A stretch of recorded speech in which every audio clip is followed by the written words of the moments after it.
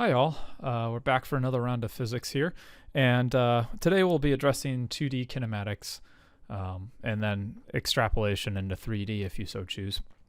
Just as a brief reminder from the last video, we have three vectors that we're particularly interested in: the position vector, the velocity vector, and the acceleration vector.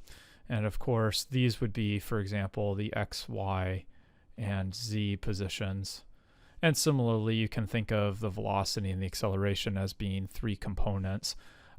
Just for clarification, so that we're familiar with the notation, I'll use Vx, Vy, and Vz to indicate the three speeds. Okay, and the same thing with the accelerations, Ax, Ay, and Az, just to indicate that we're dealing with which component. Okay. So, in some sense, I don't really have very much to talk about here because you've already dealt with the kinematic equations. So, for example, you've seen something like, delta x is equal to v naught t plus 1/2 a t squared. But we saw this in the context of 1D motion. Okay. In the context of 3D motion, we could write something similar, except we're going to replace our 1D variables with our 3D variables. Vector r is equal to v naught t plus 1/2 a t squared. And you'd say, well, this looks pretty much the same. And I agree that by and large it is. And this also highlights the importance of having those vector signs. These vector signs mean something specific. There are three components in each of these vectors. So although I've written one equation, the vector signs mean there's actually three equations in there. One for the x component, that would look like this. One for the y component, delta y is equal to v naught, the y component, t plus 1/2 a t squared. And remember that this is the y component. And then you have something like the z component. Delta z is equal to v naught z t plus 1/2 a zt squared. So all three of these equations, 1, 2, and 3, can be written as just this single equation right here. So let's move into it. Here's a problem that I thought might be helpful for us to consider. So let me blow that up, and here we are. Okay. So here's the example. Ball 1 is dropped from a height of 1 meter. At the moment when ball 1 is dropped, ball 2 passes beneath it, rolling along the ground, and it says in the plus x direction. What is the speed of ball 2 if it travels a distance of 5 meters? Okay. Looks kind of weird, okay? So we've got ball 1 is dropped from a height of 1 meter. At that moment when ball 1 is dropped, ball 2 passes beneath it, rolling along the ground at plus x. What is the speed of ball 2 if it travels a distance of 5 meters? Gotcha. Okay. I got it. So let's think about what's a good initial state and what's a good final state. So pause the video, take a second, figure out what are those. Good. So the initial state, I'll say just after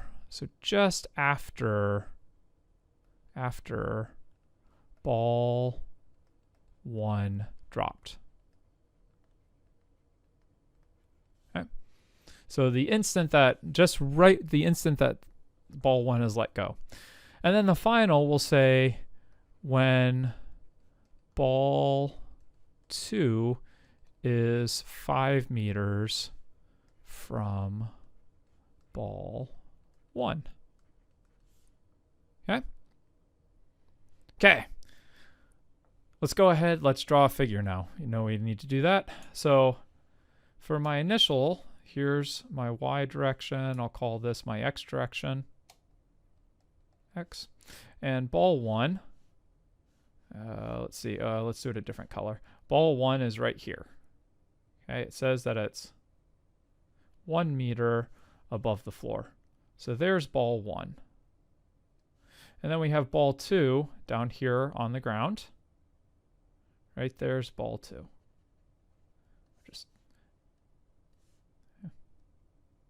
And of course, ball 2 is moving, has some initial velocity. Put initial velocity in the x direction, and I'll put 2 here to remind myself which object it is. Okay, there's my initial state. Now my final state, I have my y, I again have my x. And now ball 2 is way over here, and ball 1 is here on the ground.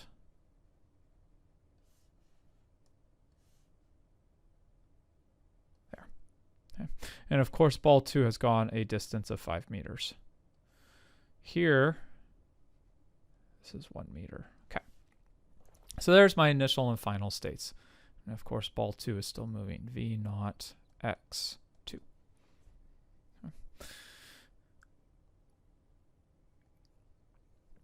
So now let's plan out our solution. We've got our initial state, we've got our final state, we've drawn some diagrams.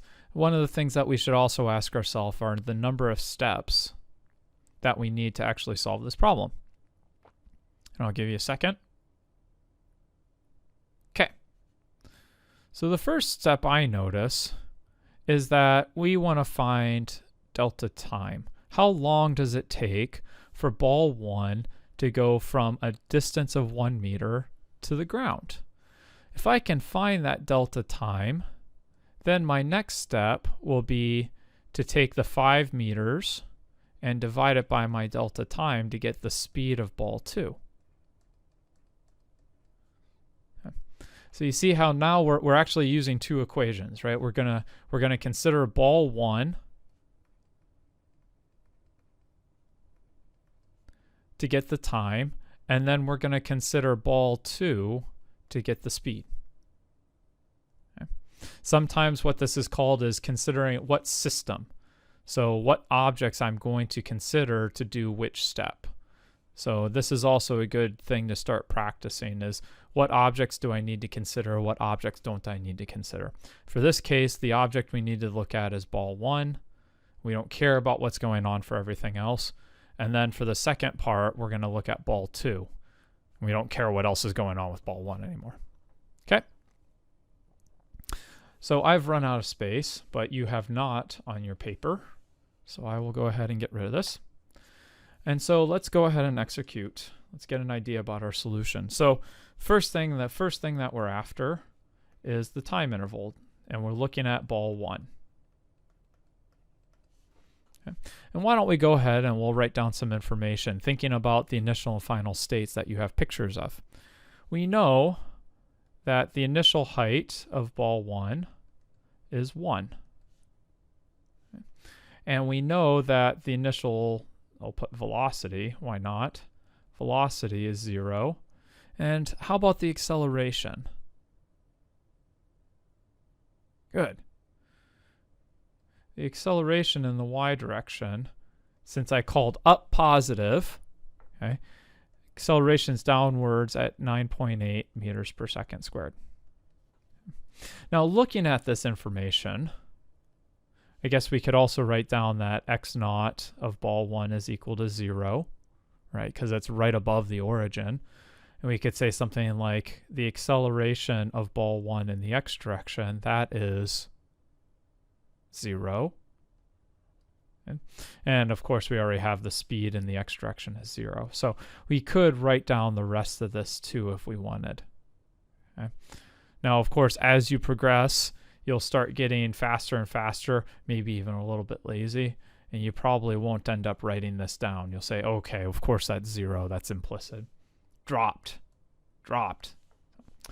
How about the final states? If we look at the final states, again, we could say something like the final for ball 1 is 0. And the final, the initial, we should say the final speed of ball 1 in the y direction, that we don't know. And the acceleration we know stays constant, and we don't know what our time interval is.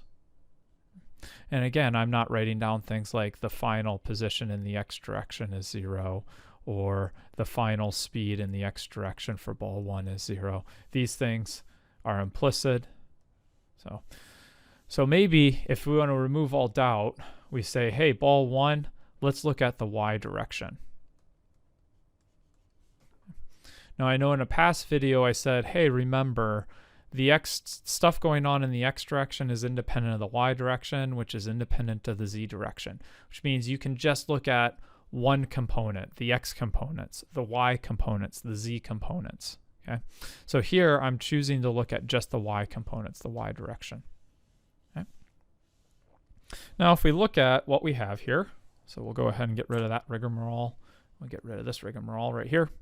If we go ahead and look at what you have written down, we don't know our final speed. We don't know our final time. Okay? We don't care about this, though. We're not asked to find the final speed of ball 1. Okay? But we are asked, we said, hey, we need to find this time interval. So let's go ahead and do that. We go and we hammer out our equations. We look at our kinematic equations, which you're doing right now. If you don't have them, you pause it. You've got it, so I'll go ahead and write it down. Delta y is equal to v naught t plus 1/2 at squared. And since I'm dealing with the y direction, I'll subscript those with y's. Now, in the spirit of working in terms of variables, I'll start working this in terms of variables. I will plug in zeros, though. Okay, that's fine. So I'll plug in 0 minus y naught equals 0 plus 1/2 AYT squared. And since we're dealing with gravity, what I'll do is instead of negative 9.8, I'll put in negative g. That's a fairly standard substitution.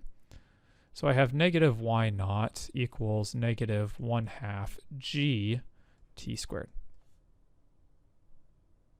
Go ahead and sub and solve and yada, yada, yada, or move stuff around, I should say.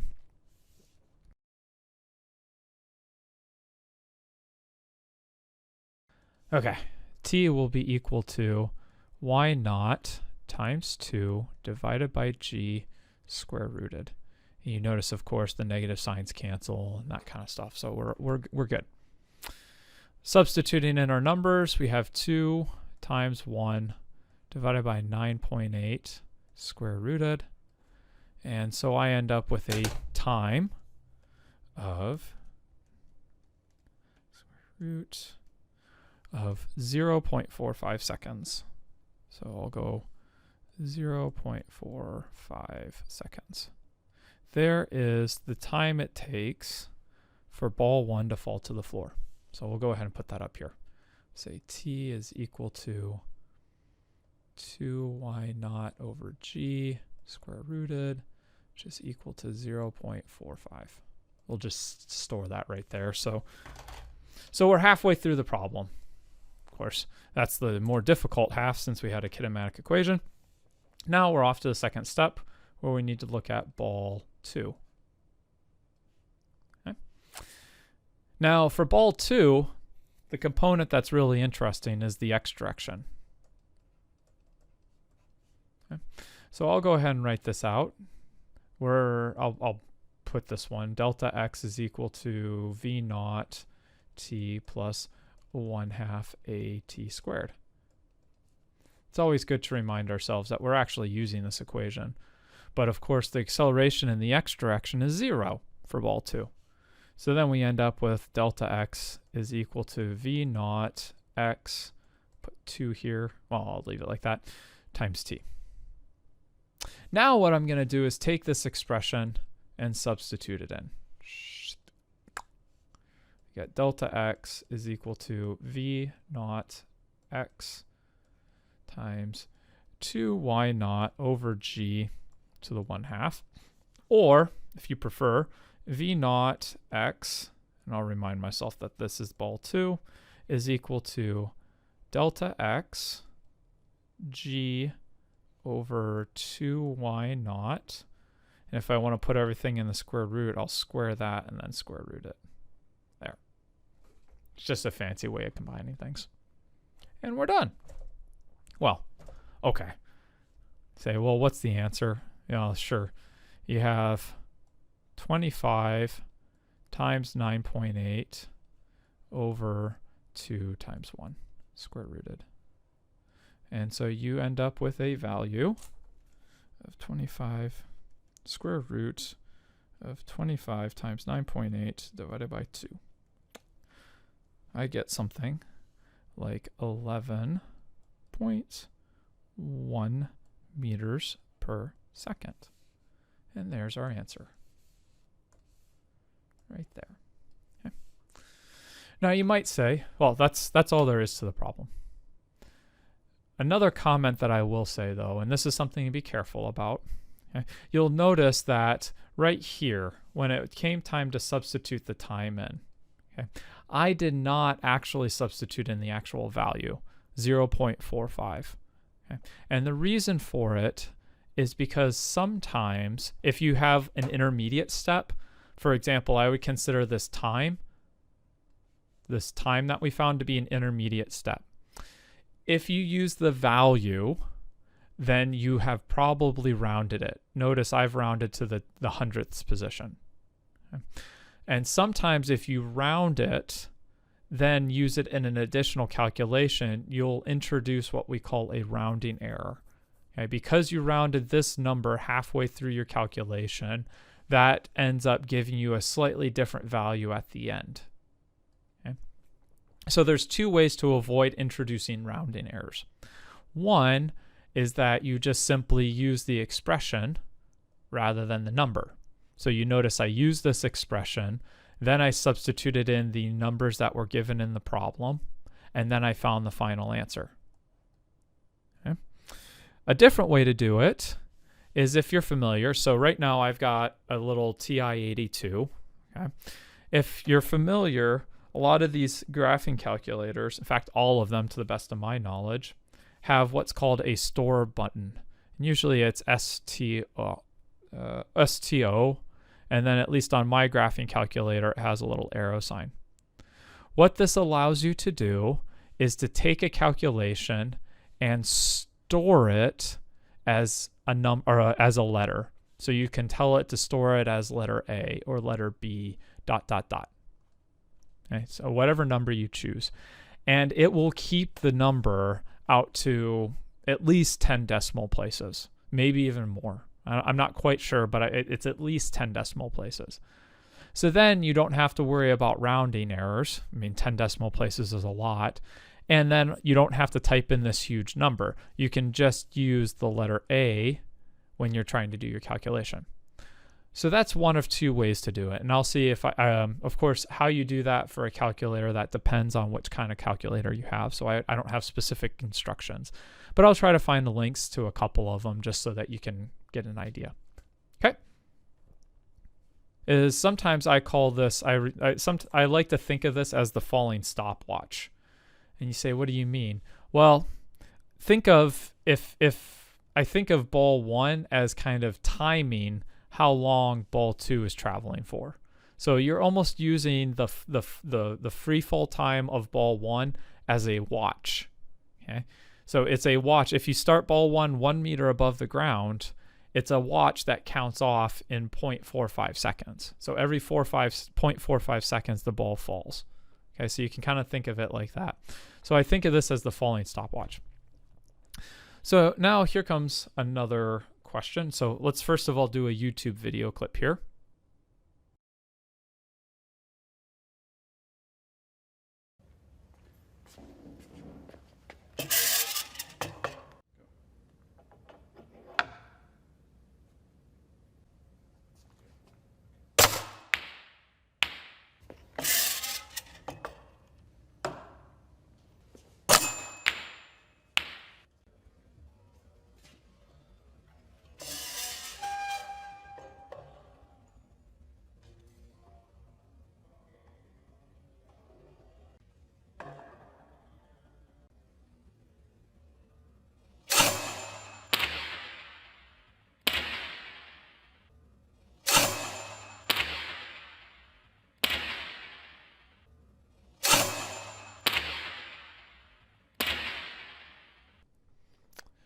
So hopefully you can see from the video and the looping of that last part in particular that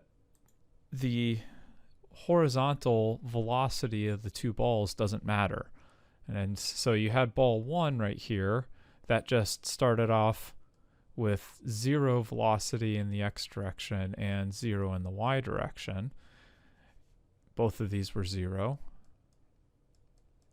And then you had a second one that started off with some non-zero velocity in the x direction or speed, and still the speed in the y direction was 0.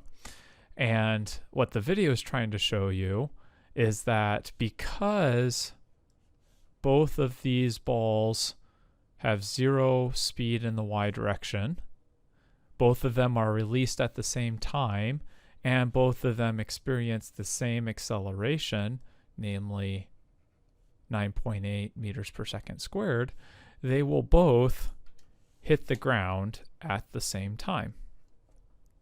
And go back, listen to the video, but you can hear it bouncing, and you can hear the bounces actually several times. There's actually 2 bounces, right? I mean, there are 2 balls hitting at the same time, and then again, and then again. That's just trying to demonstrate, as I've highlighted, the independence of the motion in the x direction, if I call this x direction, the motion in the y direction, and the motion in the z direction. Okay. Cool. So that being said, we could go back to this problem that we were dealing with the falling ball and then the ball moving horizontally. And I hope that you can see that, in essence, what you could do is you could take both of those balls and put them together. In other words, we could think about a single ball that is 1 meter above the floor. Okay, so now we have a single ball that's 1 meter above the floor. 1 meter. And it has some unknown speed in the x direction. But we know that when it lands, it's 5 meters down, 5 meters away from what we will call the origin. So we'll call this the y direction, we'll call this the x direction. Okay. And this situation with this ball that's, scoot it so that it's actually on the axis. This situation with a single ball that's rolling off, say, a tabletop or something at some speed, 1 meter in height, and it will fall. This situation is exactly the same as that one that we just did, where we had ball 1, we had ball 2, and ball 2 was moving some speed as ball 1 started to fall. Okay. Say pause, convince yourself that that's the case. But what we've done is we've considered the 2 separate situations, and now I'm telling you that that's the exact same treatment that you would do for this physical case of a single ball. I think I'll leave it there for right now, but next video we'll do some more practice problems where we're faced with this situation and we'll break it into 2 1D motions. Thanks for your attention. I'll see you next time.